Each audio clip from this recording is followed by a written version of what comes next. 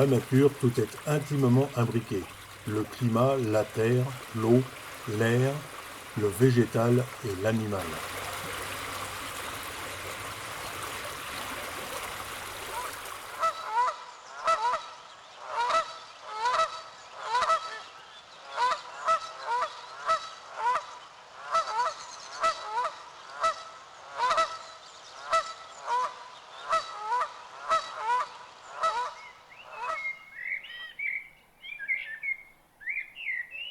Dans ce film, nous étudierons plus précisément l'avifaune aquatique. Ce sont les oiseaux intimement liés à l'eau.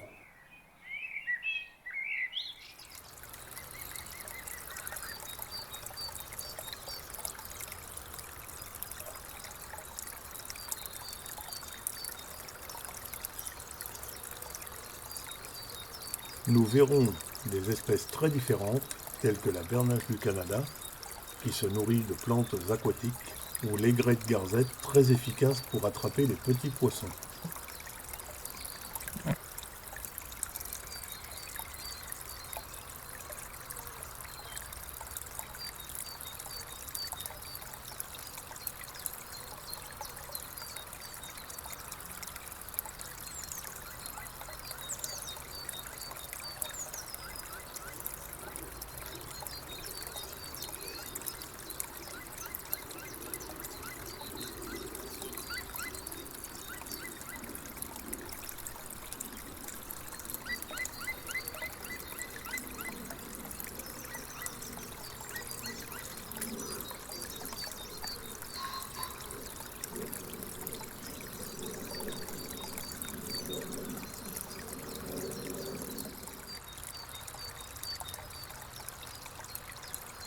La vie est apparue sur Terre il y a plus de 3 milliards d'années.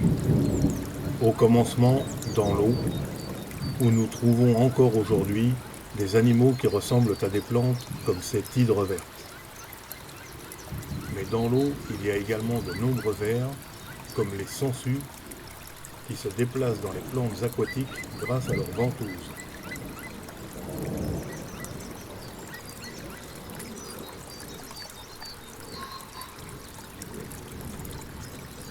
Il y a aussi des animaux dont les larves sont aquatiques, alors que l'animal adulte vit à l'air libre.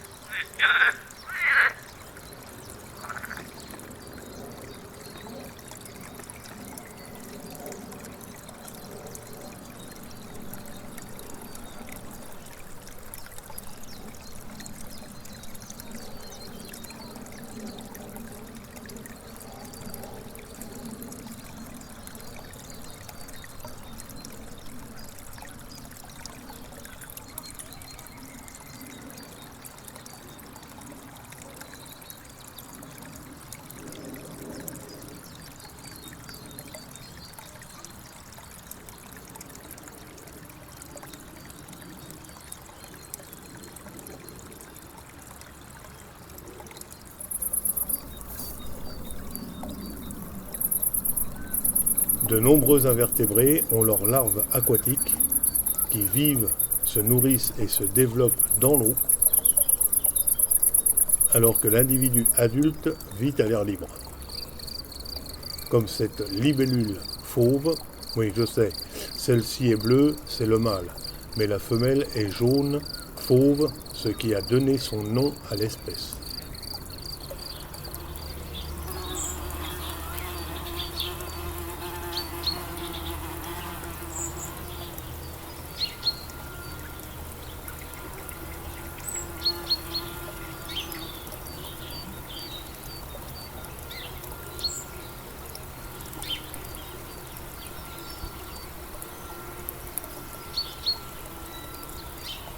Ou cette libellule à 4 taches.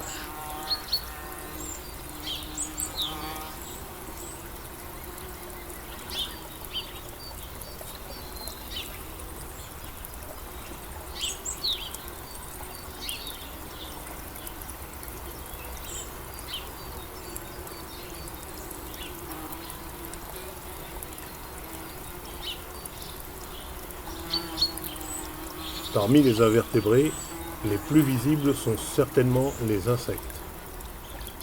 Par leur taille et leur couleur, ils sont les plus faciles à repérer dans la nature.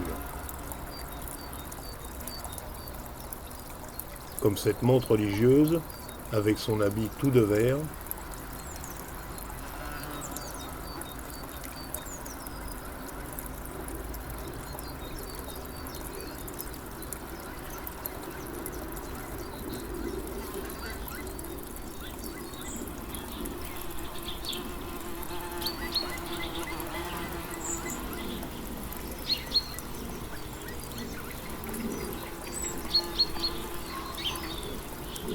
mais il existe également une variante brune.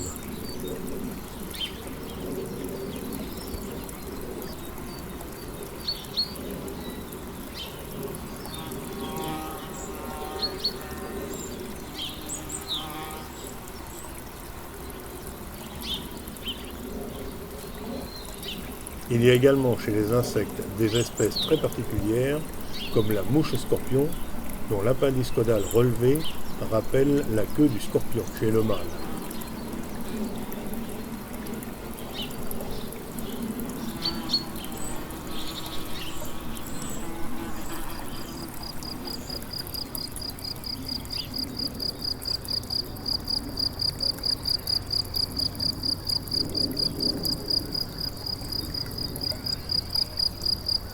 Tandis que chez la femelle, l'abdomen est tout à fait normal.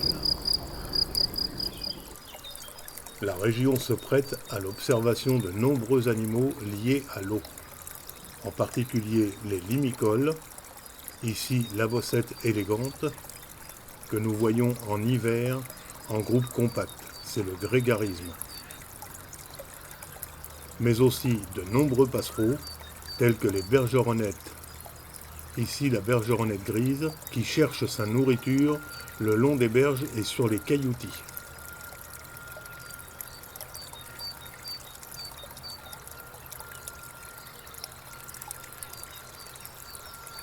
Mais aussi sa proche cousine, la bergeronnette des ruisseaux, avec sa poitrine et son ventre jaune vif. Elle est la championne de la chasse au vol des insectes.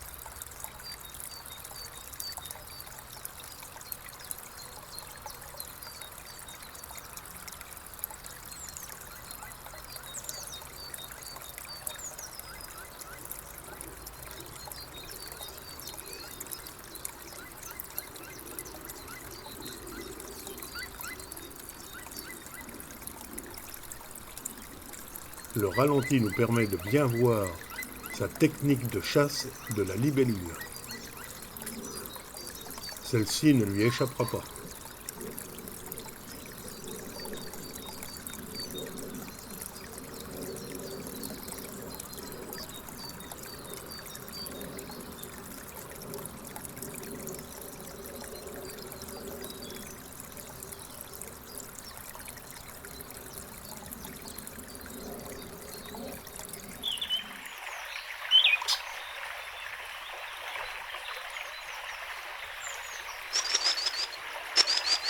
Le chevalier d'ignette est un autre limicole assez commun dans le Gâtinais mouillé.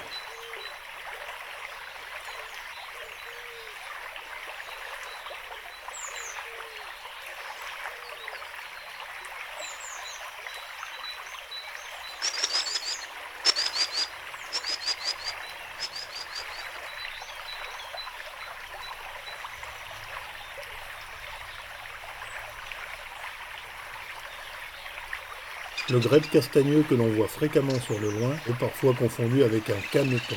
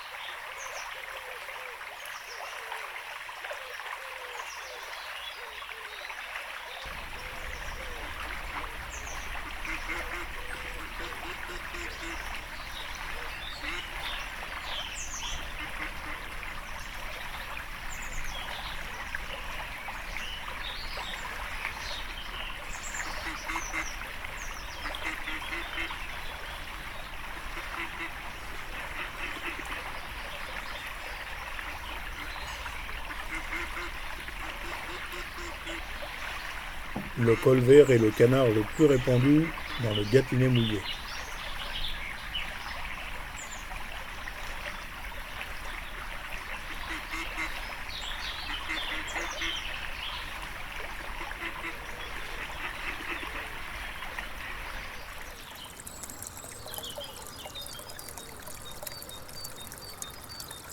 On peut également observer des oiseaux qui étaient à l'origine inféodés au littoral, tels que le grand cormoran,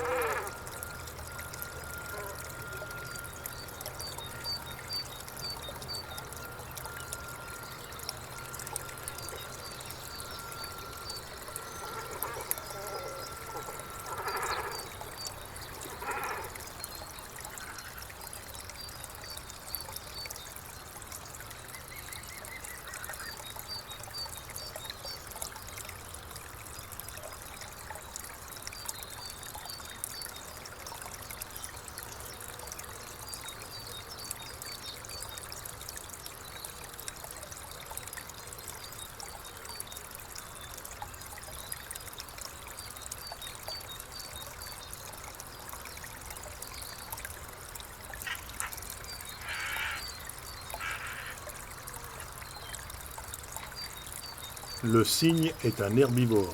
Par pitié, ne leur donnez pas de pain à manger.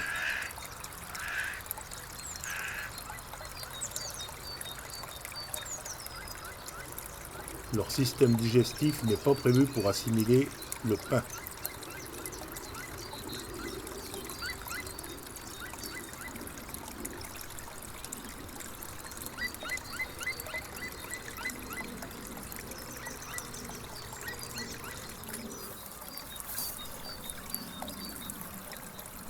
Parmi les oiseaux que l'on peut voir souvent à la surface de l'eau, il en est deux qui sont difficiles pour certains à distinguer.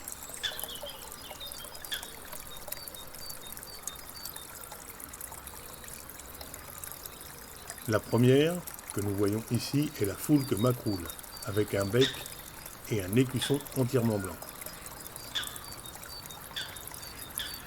La gallinule poule d'eau, qui est sa proche cousine, a, elle, un bec rouge à pointe jaune, et la plaque cornée entre les yeux, que l'on appelle écusson, est rouge également.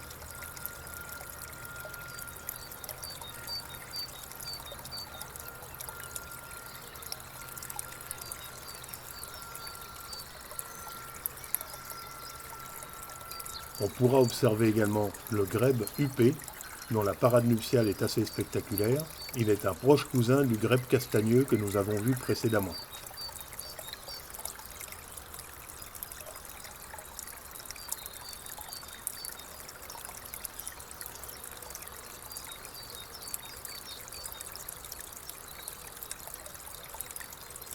Ici, une attitude de défense de territoire, pourchasse.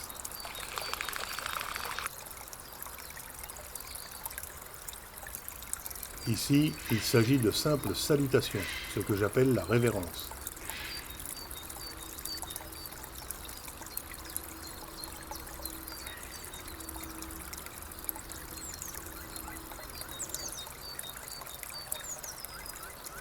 Et voici la parade nuptiale proprement dite, avec un bouquet d'herbes aquatiques dans le bec.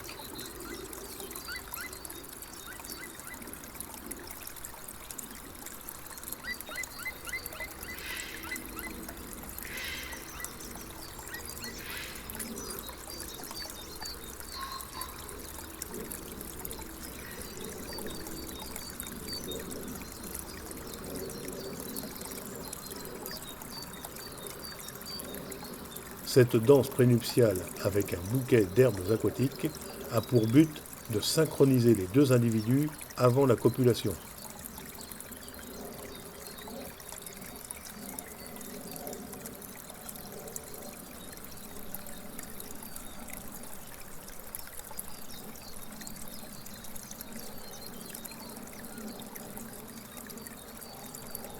Il y a parfois des espèces plus surprenantes, telles que ce harle bièvre, aussi appelé bexy.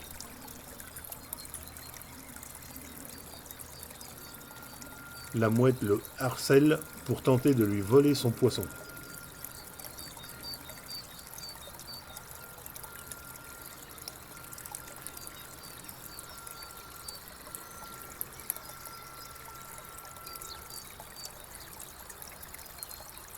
Événement assez rare à observer, le bain du héron cendré.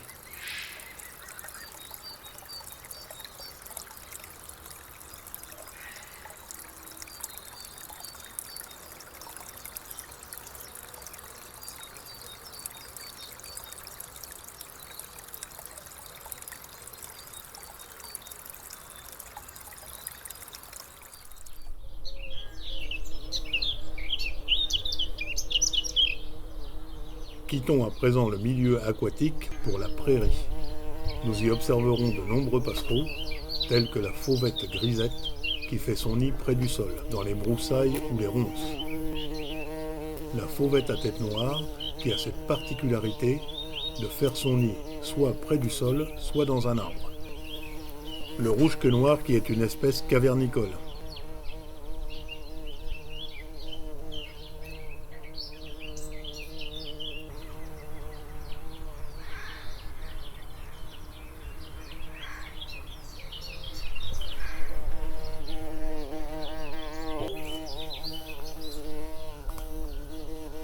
Ou le minuscule grimpereau des jardins, qui parcourt l'écorce des arbres à la recherche de sa nourriture.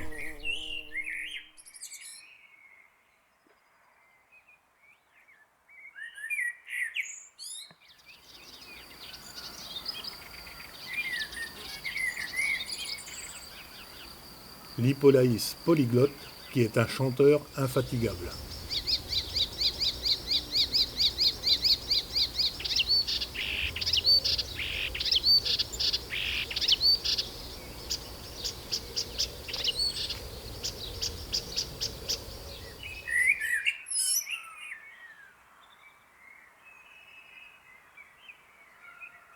Ou la linotte mélodieuse à l'élégant plumage gris, brun et rouge.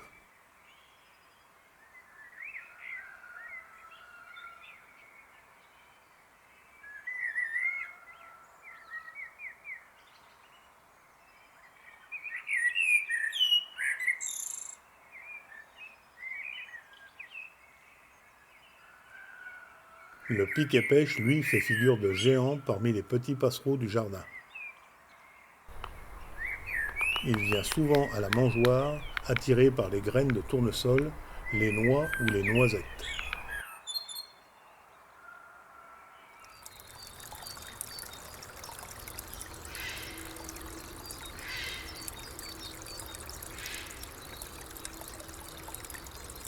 Contrairement à l'aigrette garzette que nous avons vue précédemment, le héron cendré préfère la chasse à l'affût.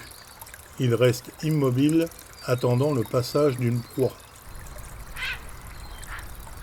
On observe cette posture inhabituelle chez les jeunes surtout. Il s'agit ici de se réchauffer au soleil tout en facilitant la digestion.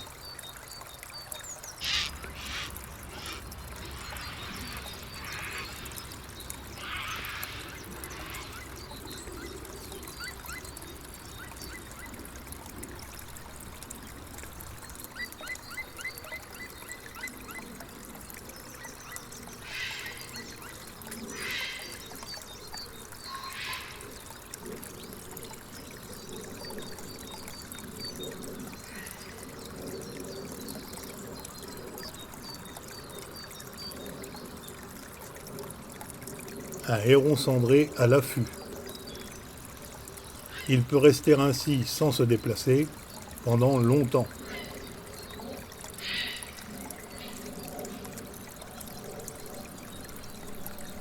Très longtemps.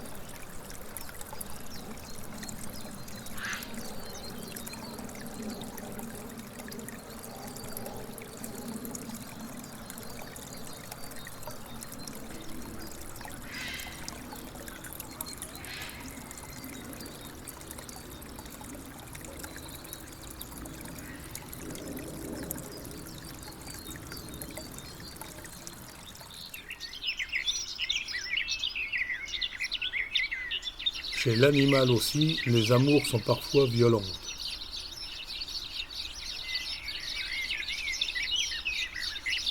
Ici, nous voyons un mâle agresser une femelle pour la copulation.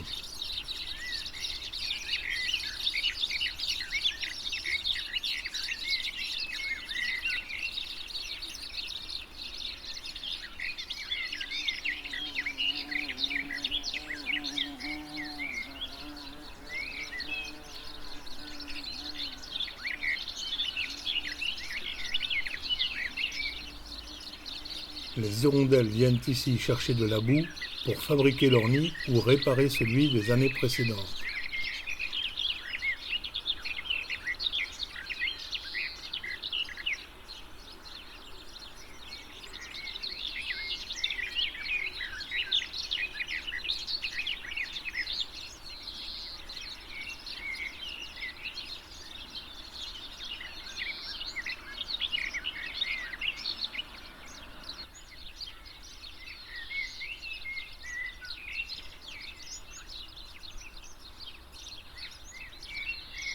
Le balai incessant des parents pour nourrir leurs jeunes.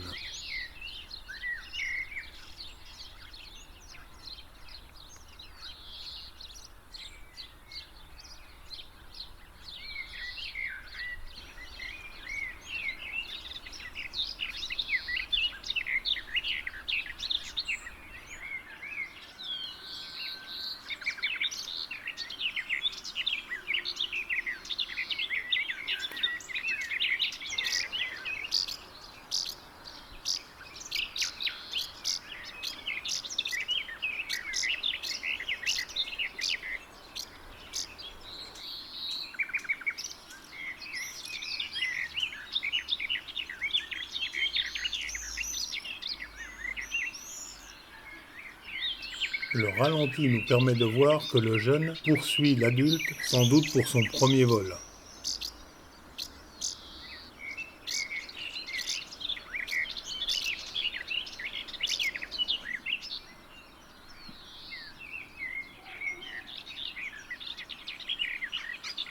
Ce jeune merle tout juste sorti du nid est encore protégé et nourri par ses parents.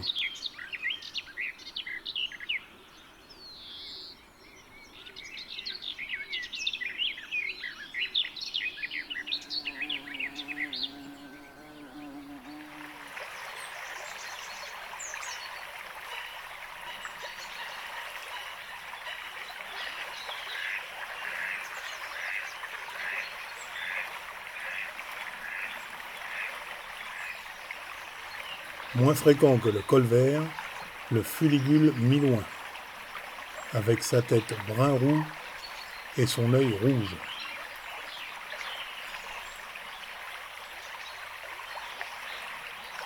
Difficile à suivre ces canards en vol, surtout avec un objectif de plus de 5 kg.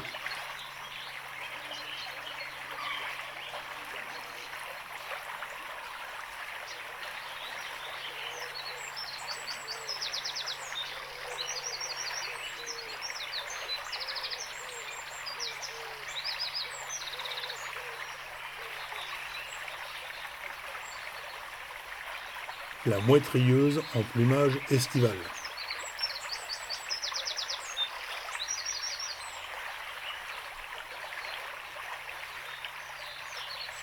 Une autre mouette-rieuse mais en plumage hivernal.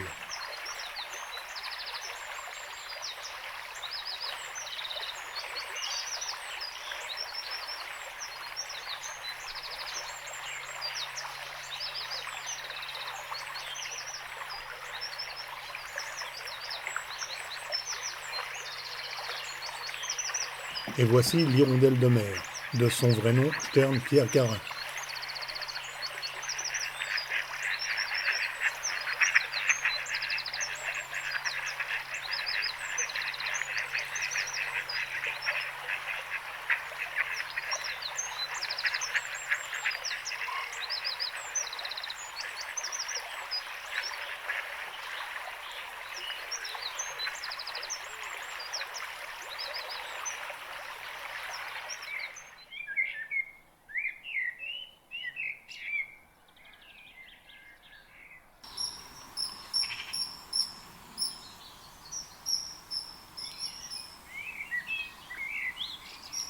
Et voici l'emblème du Gâtinais, le martin pêcheur d'Europe.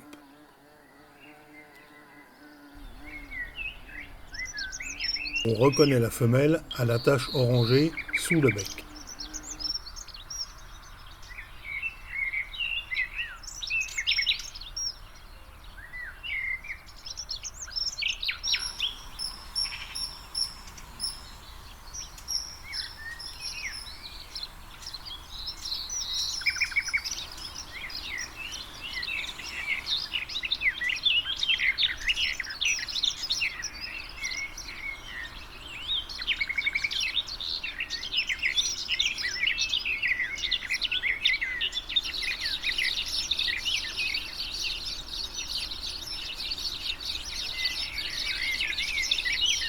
Voici le cortège des passereaux du jardin.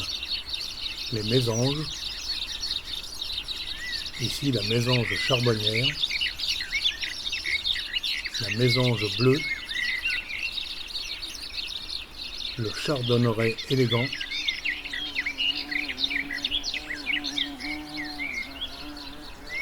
Le gros bec casse-noyau.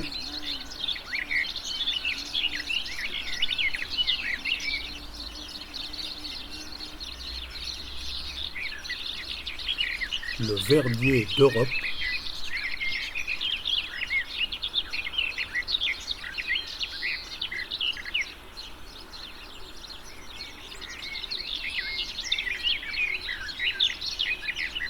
L'accenteur mouchet.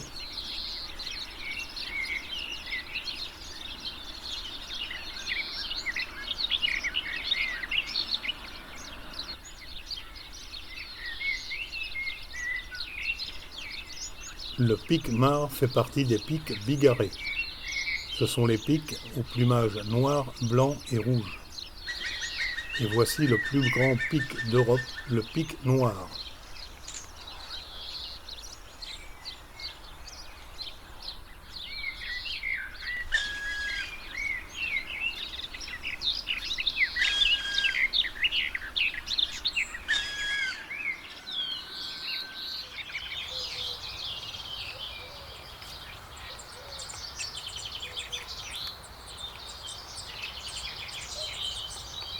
Proche cousin du pic-mare, voici le pic épêche. Il est légèrement plus gros, mais le plumage est tout aussi bigarré avec du blanc, du noir et du rouge. On remarquera également le front couleur chamois.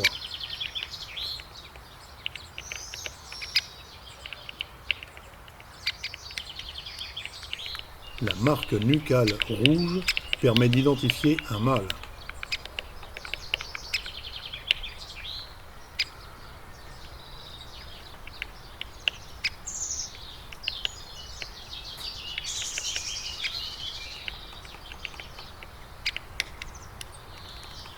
On voit combien il s'acharne à replacer la noix dans l'alvéole, en s'aidant de son bec et de sa poitrine. Mais si ça ne marche pas, il y a une autre solution.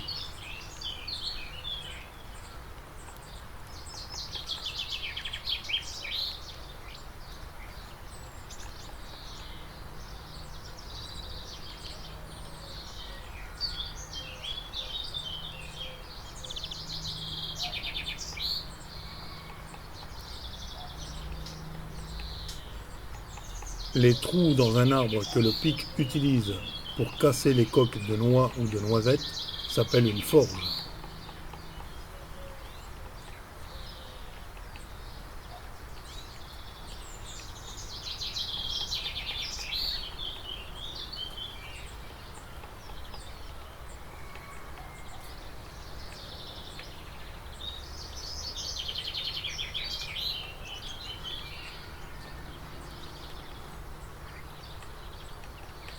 Voyez comme il essaye de replacer le cerneau de noix dans l'alvéole.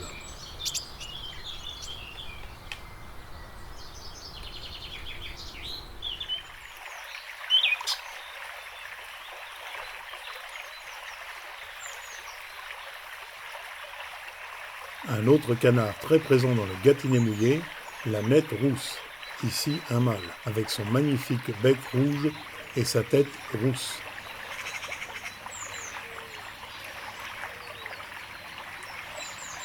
Mais tous les oiseaux qui sont inféodés à l'eau ne sont pas forcément des canards ou des oies. Il existe de nombreux passereaux qui cherchent leur pitance le long des cours d'eau ou sur les bords des mares.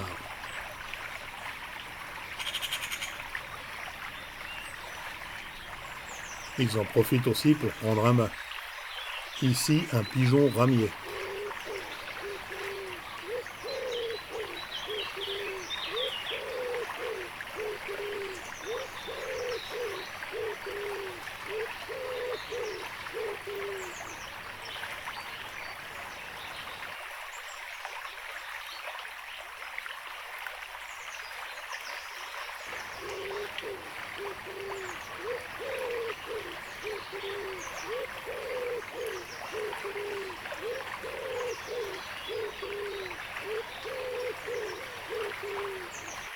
Le ralenti nous permet de voir comment s'envole ce pigeon.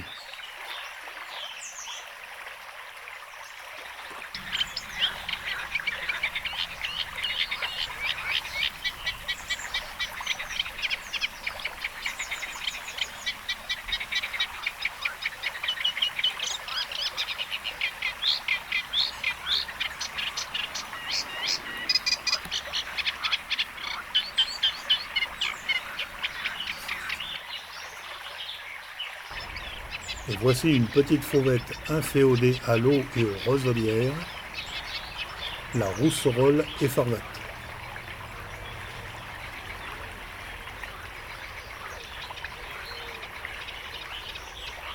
Son chant continu et lancinant lui permet de délimiter son territoire.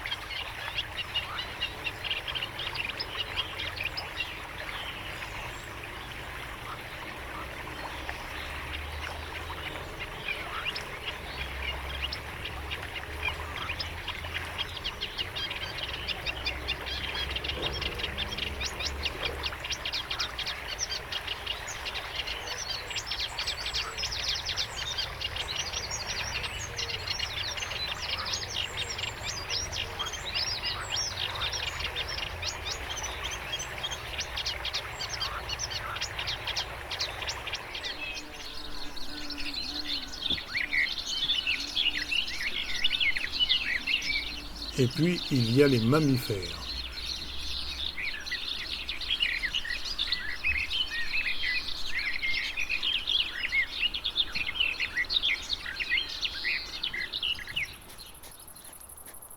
Et ceux qui ont la chance d'avoir un jardin peuvent accueillir le hérisson d'Europe.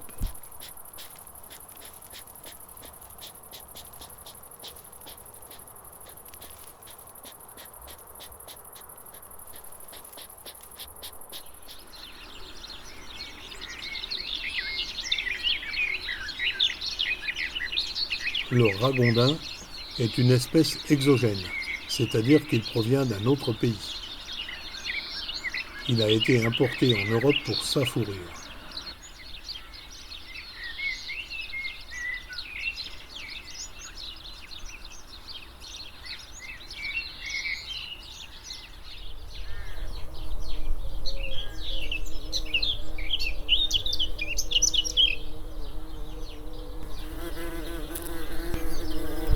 Les invertébrés sont au premier plan dans la pollinisation.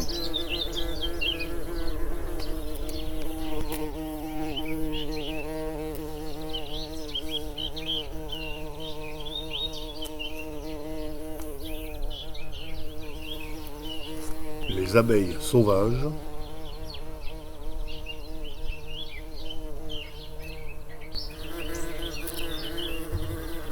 les abeilles domestiques, les bourdons, mais les invertébrés, ce sont aussi de nombreuses araignées. Nous voyons ici la célèbre éperdiadème avec son dessin cruciforme sur le dos. Celle-ci a capturé une mouche.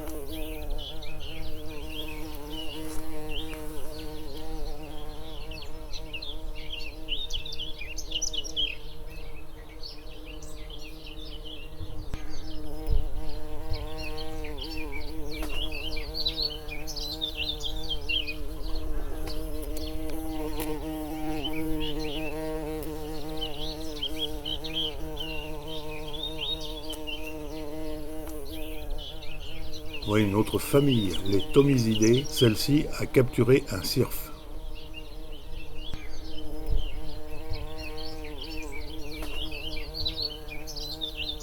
Le crachat de coucou. Cette mousse cache la larve d'un autre insecte, le cercope. On voit ici la larve et ici l'insecte adulte.